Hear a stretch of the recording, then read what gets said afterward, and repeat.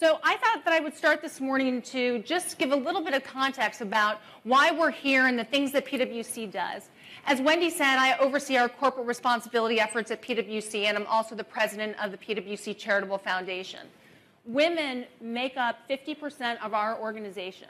This is an incredibly powerful group of women that we have, and we need to continue to show the successes of our women and other women because that inspires the next generation of women. And so I started looking around from Wendy and others of what it really takes to be an entrepreneur, because some people do say that anybody can be an entrepreneur, and I will tell you that is simply not true. Everybody might want to be one, but there are some very specific attributes to entrepreneurs. And so think about these.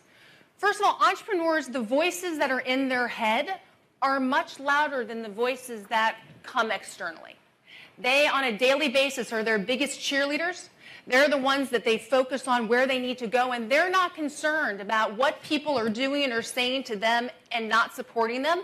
They're their own best cheerleader and the person that they really listen to. They're also people who are incredibly resilient. Failure is an option because most entrepreneurs fail forward, and they fail several times. And they're okay with failing because failing will lead to something better. They're also fearless. They jump into the unknown. Who knows what tomorrow will bring? Who knows what the next opportunity will be? And yet, they're willing to do it. By the nature of entrepreneurship, they're disruptors. They don't want to do things the same way that the person before did it.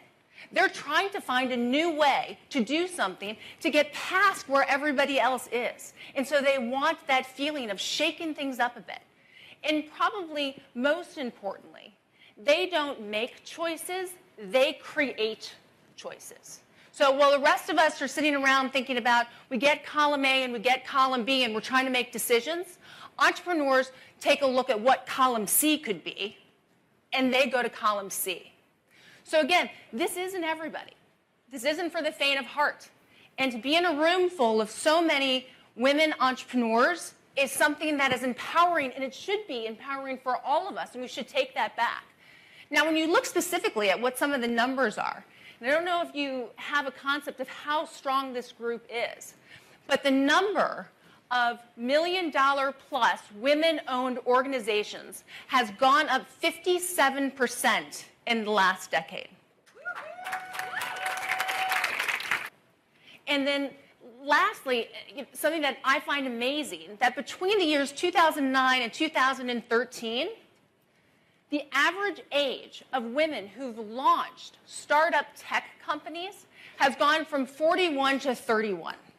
So not only is the tech industry one that was predominantly male-oriented, and so women are there and women are starting their own companies, but it's young women.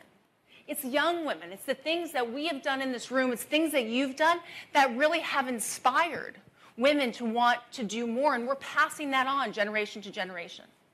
So when PwC looks at what this means to us, this is power.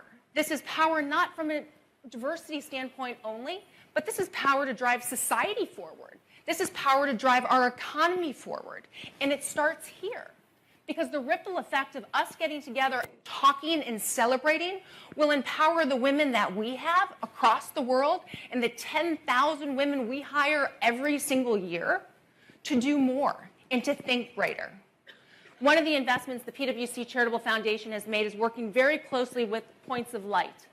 And they have a civic accelerator that they have really focused on that allows us to identify entrepreneurs, allows us to identify these up-and-coming incredible organizations and to mentor them and to fund them and to give them opportunities.